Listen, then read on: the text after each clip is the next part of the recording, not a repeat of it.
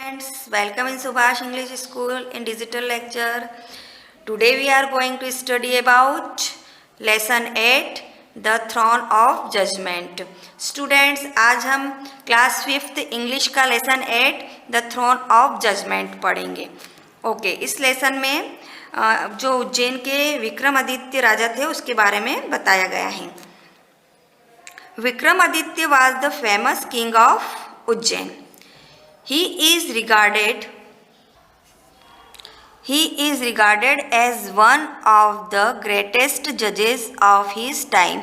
No evildoer could ever escape punishment at his hands. He could decide even the most difficult cases wisely, but nothing is immortal.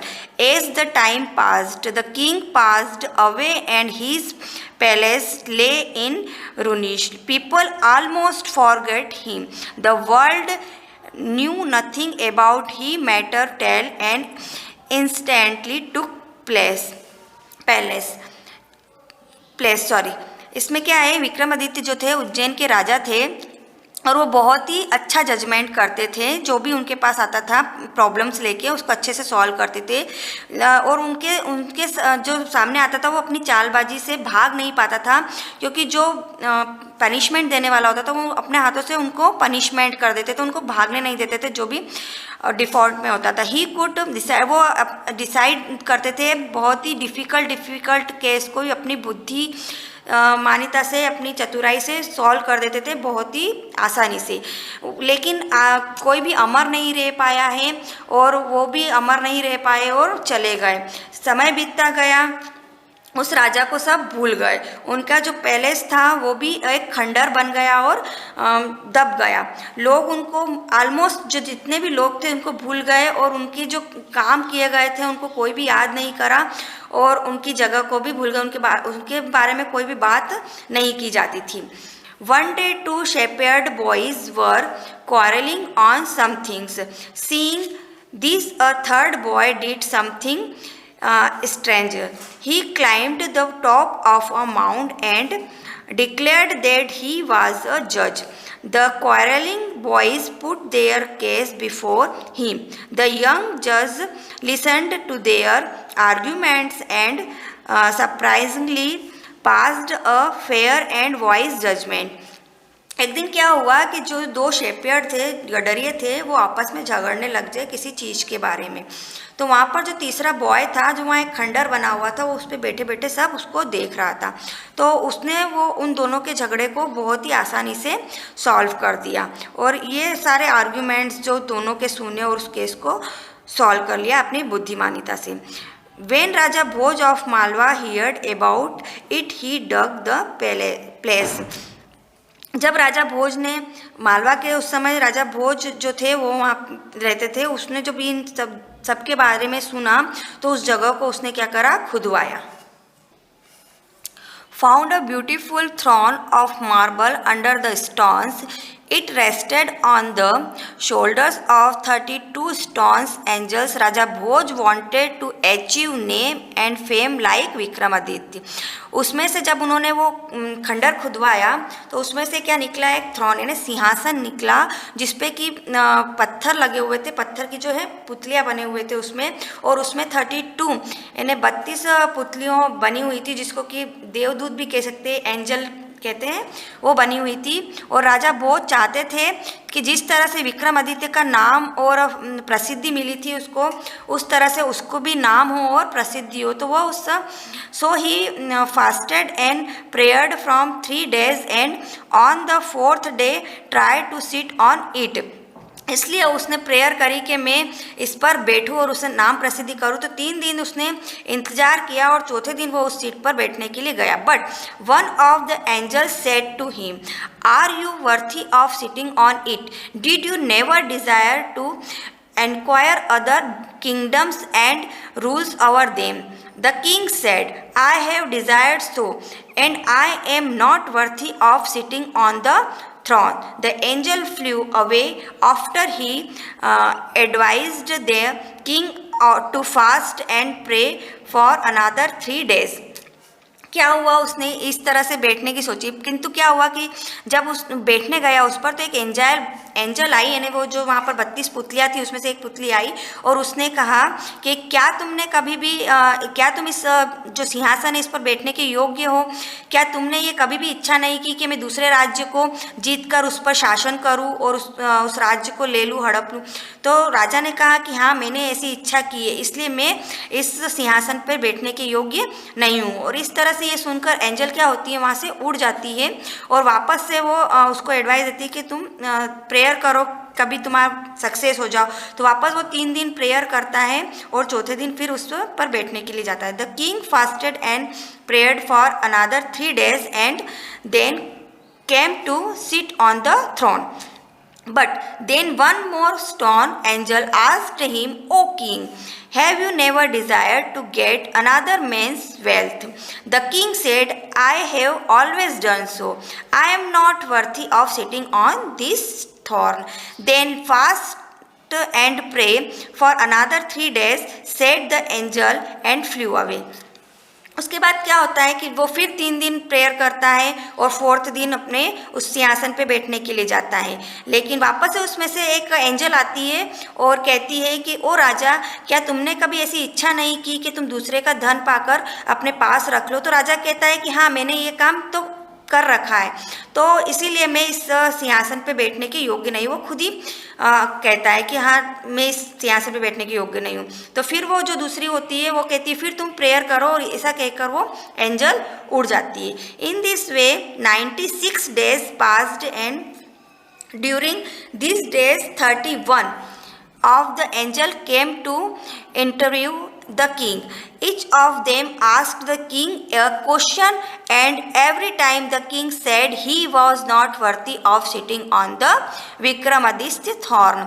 अब क्या होता है, इस तरह से वो हर एक एंजल आती जाती है और उससे क्वेश्चन पूछती जाती है। वो 3 दिन प्रेयर करता है, चौथे दिन उस पर बैठने जाता है, फिर एंजल आती है और इस तरह से 31 एंजल उससे सामने आती है और क्वेश्चन करती जाती है। और हर क्वेश्चन में वो यही कहता है कि हाँ, मैं इस सिंहासन पे बैठने योग्य नहीं हूँ। अब सिर्फ कितनी बचती है? एक ही एंजल बचती है। Now only 1 angel was left. The king thought this angel would let him sit on the throne, but the angel asked, O king, is your heart as pure as the heart of the shepherd boy who sat on the mount? If it is so, you are worthy of sitting on Vikramaditya throne. वो कहता है, एक angel कहती है कि जिस तरह से उस जो वहाँ माउंट था उस पर जो शेपर्ड बैठा था उसका हार्ट जितना प्योर था, क्या तुम्हारा हार्ट भी उतना ही प्योर है उस शेपर्ड जितना? तो तुम इस सिंहासन पर बैठने होगे। तो वो कहता है कि नहीं, मेरा हार्ट इतना प्योर नहीं है। और वो खुद कहता है कि हाँ, मैं इस सिंहासन विक्रमादित्य के सिंहासन पर बैठने योग्य नहीं हूँ। The king thought for a moment and then said, No, it is not.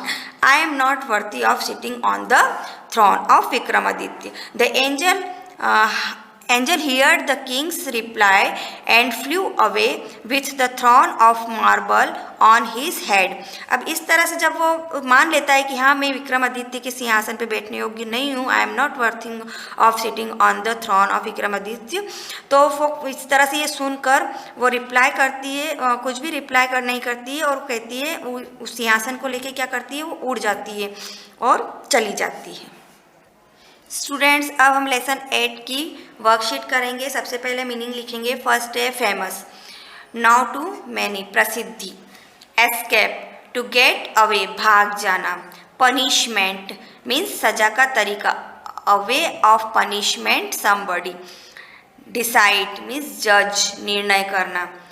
मॉर्टल means अमर, that which lives for ever. Palace means the official residence of a king, residency of the king, mahal. Shepherd, one who takes care of sheep, गडरिया। Next है fair, means ईमानदारी से। Acceptable and appropriate. Judgement means a wise decision, निर्णय शक्ति। Desire, a strong wish to do something, इच्छा करना। वर्दी यानी हैविंग, डिजर्विंग, qualities, योग्य. Angel means messenger of God, देवदूत. Mound means a large pile of earth, ढेर मिट्टी का टीला. क्वेश्चन फर्स्ट है हमारा, filling the blanks with suitable words given below. यहाँ पर वर्ड दे रखे, decide, wisely, worthy, name, immortal, forgot, achieve, fame, throne. इन वर्ड को हमको जमाना है. Vikramaditya was a famous king who could decide the most difficult cases wisely, but no man is immortal, and the king too died one day. Very soon people forgot the king. King Vikramaditya's throne was found by Raja Bhoj of Malwa.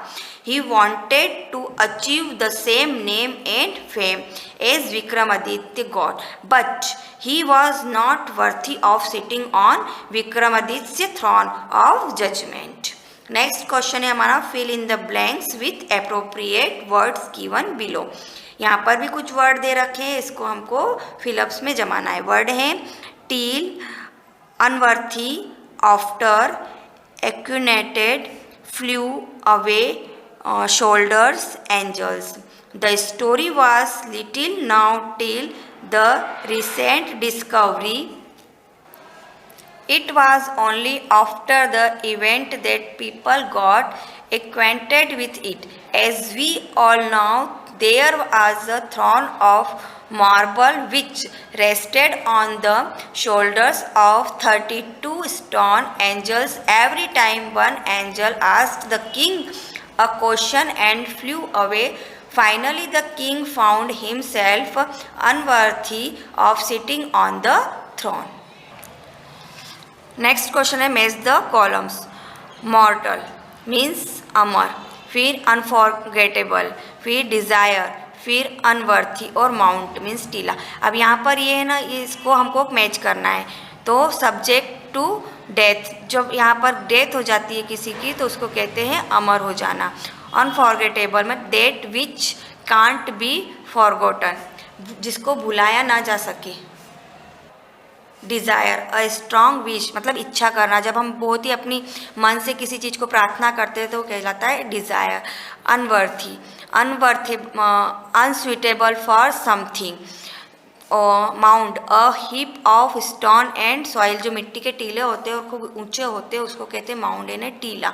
Students, अब यहाँ पर ये जो match है ये तो मैंने correct लिख रखी है, लेकिन एग्जाम में आपको ऊपर नीचे आएगी. जैसे ये पांचों लिखे हुए तो इनके ऑप्शन जैसे ये यहाँ आ गया, ये यहाँ आ गया, तो इस तरह से ऊपर नीचे. तो आपको करेक्ट ऑर्डर में इसको जमा कर एग्जाम में सही लिखना है. नेक्स्ट क्वेश्चन है, आंसर दिस क्वेश्चन. फर्स्ट है, हु वाज विक्रमादित्य. विक्रमादित्य कौन था? तो आंसर है, Vikramaditya was famous king of Ujjain. Vikramaditya Ujjain का राजा था. What was he famous for, वो किस चीज़ के लिए प्रसिद्ध था? तो he was famous for his judgement, वो उसके जजमेंट के लिए प्रसिद्ध था. नेक्स्ट क्वेश्चन है, who wanted to sit on Vikramaditya's throne and Y. Vikramaditya के जो सिंहासन था उस पर कौन बैठना चाहता था और क्यों बैठना चाहता था? तो उसके सिंहासन पर कौन बैठना चाहता था? राजा भोज ऑफ मालवा, वो बैठना चाहता था. Raja Bhoj of Malwa wanted to sit on the throne of Vikramaditya because the desire to achieve the same name and fame. वो राजा भोज जो है मालवा के, वो बैठना चाहते थे विक्रमादित्य के सिंहासन पे क्योंकि वो उनके जैसा नाम और प्रसिद्धि पाना चाहते थे. What was the question put by the first angel to Raja Bhoj. Raja Bhoj से जो फर्स्ट क्वेश्चन पूछा था एंजल ने, वो क्या था? तो the first angel asked Raja Bhoj if he was worthy of sitting on Vikramaditya thrown. वो पूछती थी कि क्या तुम विक्रमादित्य के सिंहासन पर बैठने के योग्य हो. इस तरह से उसने ये क्वेश्चन पूछा था, तो ही तुम इस पर बैठ सकते हो. Why did the last angel flu away with the throne. जो लास्ट एंजल थी वो सिंहासन के साथ क्यों चली गई थी? तो the last angel flu away with the thrown because Raja Bhoj told her that he was not worthy of sitting on the throne of Vikramaditya. वह सिंहासन को लेकर चली गई थी, क्योंकि राजा भोज ने ये कह दिया था कि मैं इस सिंहासन पे बैठने के योग्य नहीं हूँ।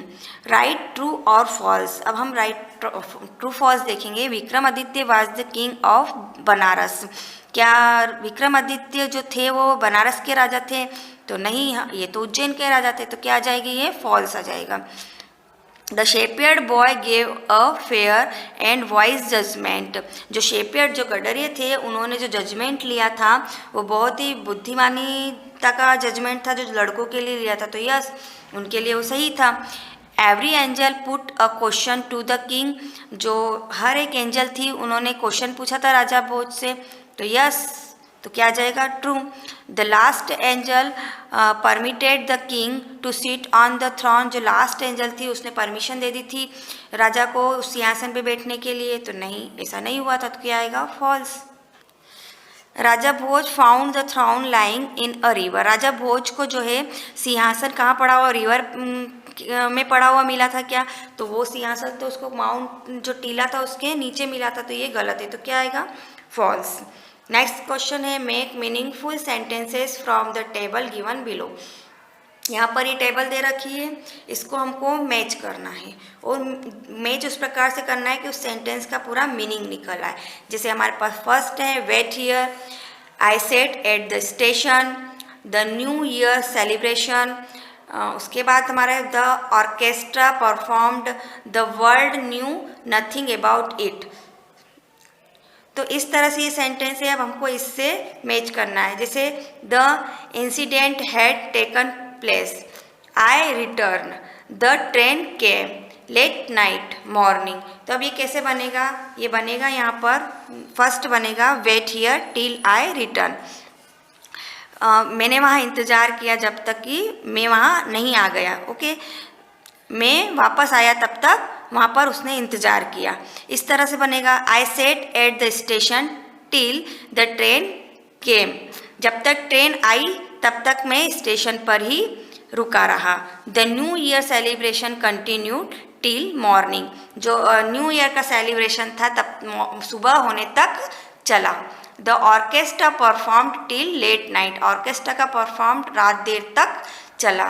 The world knew nothing about it till the incident had taken place. तो इस तरह से हम इन्हें ये सारे सेंटेंस को जमाया है। नेक्स्ट क्वेश्चन है make meaningful sentences from the table given below. अब यहाँ पर एक और टेबल दे रखी है जिसमें कि हमको सेंटेंस जमाने हैं। अब इसमें हमको बीच में लिखा है आफ्टर, मीन्स बाद में। पहले हमने देखा था टिल लिखा हुआ था, तो उसमें आएगा जब तक, तक, इस तरह से। अब इसमें आफ्टर लिखा है ना, बाद तक, तो हमको ऐसे जमाना है जिसमें कि बाद में आए। जैसे यहाँ पर है I reached the station, the students came, the rain started, he came, my neighbour wished me. उसके बाद है the party was over, night had fallen, the train had left, the bell had rungs, we had reached home. Sentence बनेगा I reach the station after the train had left. मैं station पहुंचा, उसके बाद में train गई। The students came after the bell had rang. जो students आए उसके बाद में बेल बजी। The rain started after we had reached home. मेरे घर पहुंचने के बाद में बारिश शुरू हुई। He came after the party was over. Party ख़त्म होने के वह आया, उसके बाद पार्टी ख़त्म हुई। My neighbour wished me after night had fallen. इस तरह से ये सेंटेंस को हम जमाएंगे। Put the following sentences in proper order as they occur in the story। अब यहाँ पर ये जो सेंटेंस दे रखे हैं स्टोरी के अकॉर्डिंग दे रखे हैं, लेकिन ये ऊपर नीचे दे रखे हैं। जो स्टोरी जमनी चाहिए वैसे नहीं है। पहले उन्होंने बोल दिया कि वो मर गया, फिर उन्होंने बोला कि वो फेमस था।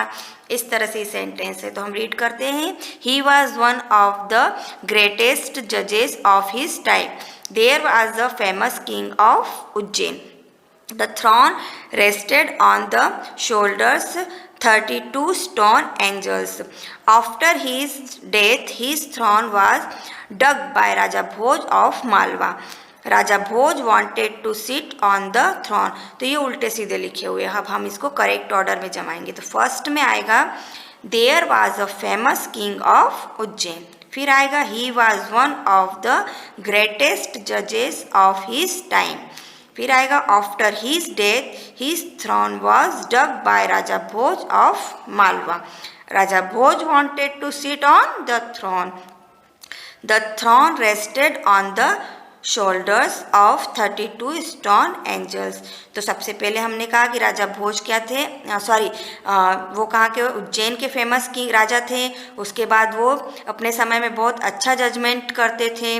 उसके बाद क्या हुआ, उनकी डेथ हो गई। तो उनको क्या मिला, वो राजा भोज को एक खोदने पर उनको सिंहासन मिला उनका। फिर राजा भोज चाहते थे उनकी सीट पर बैठना, सिंहासन पर बैठना चाहते थे, लेकिन जो वो क्या हुआ, जो 2 एंजल थी उन्होंने उनसे क्वेश्चन किए और उनसे कहा कि क्या तुम इस पे बैठने के योग्य हो, लेकिन राजा भोज ने ऐसा कहा कि नहीं, मैं इस पे बैठने के योग्य नहीं हूँ। क्वेश्चन नंबर 7 है read the following passage and answer the question given below it. अब हम पैसेज पढ़ेंगे और उसके क्वेश्चन आंसर देखेंगे। Okay, A man who develops the habit of reading books is always happy. आदमी जब जो रीडिंग करता है बुक, वो हमेशा उसको खुश रखती है, उसकी हैबिट होती है, डेवलप करता है उसको अपने आप में। Because books are the source of enjoyment, inspirations and instructions in the company of books nobody feels lonely. जो बुक्स होती है वो हम उनको मनोरंजन देती है, हमको प्रेरणा देती है, हमको निर्देश देती है, और कभी भी जो बुक की कंपनी होती है वो हमको अकेला महसूस नहीं होने देती है। He always has a pleasant occupations of leisures movement, this is a patience more precious than gold. It is because of this that Ruskin calls books king's treasures. जो किताब है वो बहुत ही कीमती होती हैं, क्योंकि रुस्किन का कहना है कि जो खजाना है वो किताब वो खजाने का राजा है। Treasures fill not with gold and silver but with knowledge, noble thoughts and ideas. खजाना सिर्फ सोने या चांदी से ही नहीं भरा जा सकता है, बल्कि हमारे ज्ञान, नॉलेज से, हमारे आइडिया से, हमारा नोबल थॉट से भी भरा जा सकता है। इससे भी हम अपना खजाना भर सकते हैं। It has rightly been said, किसी ने सही कहा है, good books are like fast friend. एक अच्छा दोस्ती, अच्छी बुक हमारा बहुत अच्छा दोस्त हो सकता है। Those who do not read books are really poor. जो बुक्स नहीं पढ़ते वो सचमुच में गरीब होते, मतलब उनका जो ज्ञान होता है वो अधूरा होता है। Because they passes only the worldly wealth but not the wealth of knowledge. However, it is important that one should acquire the habit of reading at a young age. जो बुक नहीं पढ़ते वो अपने आप में सही में गरीब होते, क्योंकि उनके पास नॉलेज की कमी होती है। वो धन से तो मतलब अमीर होते हैं, उनके पास पैसा तो बहुत होता है, लेकिन उनके पास ज्ञान नहीं होता। इसीलिए ये चीज़ इम्पोर्टेंट रखती है कि जब हमको है ना छोटी सी एज से ही बुक रीड करने की हैबिट डाल लेनी चाहिए, जिससे कि हमारे पास ज्ञान का खजाना हो। Question number 1, why is a book reader always happy. हमको जो बुक रीडर है वो हमेशा क्यों खुश रहते हैं। तो अब book reader is always happy because books are the sources of enjoyment, inspirations and instructions. जो बुक पढ़ने वाले होते हैं वो हमेशा खुश रहते हैं, क्योंकि बुक हमेशा हमको देती है, मनोरंजन देती है, प्रेरणा देती है और निर्देश देती है। What is more precious than gold and silver. क्या सोना और चांदी ही कीमती होता है सबसे ज़्यादा। तो knowledge is more precious than gold and silver. तो जो ज्ञान होता है वो सोने और चांदी से भी ज़्यादा कीमती होता है। At what age should one acquire the habit of reading. हमको किस एज में किताबों को पढ़ने की हैबिट डाल लेनी चाहिए। तो किस एज में, यंग एज में, मतलब बचपन से ही हमको किताबें पढ़ने की आदत डाल लेनी चाहिए। What did Ruskin call books. Ruskin ने बुक्स को क्या कहा है। तो Ruskin call books was Kings treasure, treasures filled with knowledge, noble thoughts and idea. रुस्किन ने किताबों को खजाने का राजा कहा है क्योंकि खजाना भरता है ज्ञान से, हमारे नोबल थॉट से और आइडिया से। Give a suitable title to the passage. इस पैसेज का सुटेबल टाइटल क्या होएगा? Importance of books. बुक्स क्या है? बहुत ही हमारे जीवन की इम्पोर्टेंस है। ओके स्टूडेंट, ये लेसन यहीं पर ख़त्म होता है। आपको ये वर्कशीट को अपनी कॉपी में राइट डाउन करना है और अच्छी सुंदर राइटिंग में लिखना है और इसको लर्न करना है। Okay, thank you.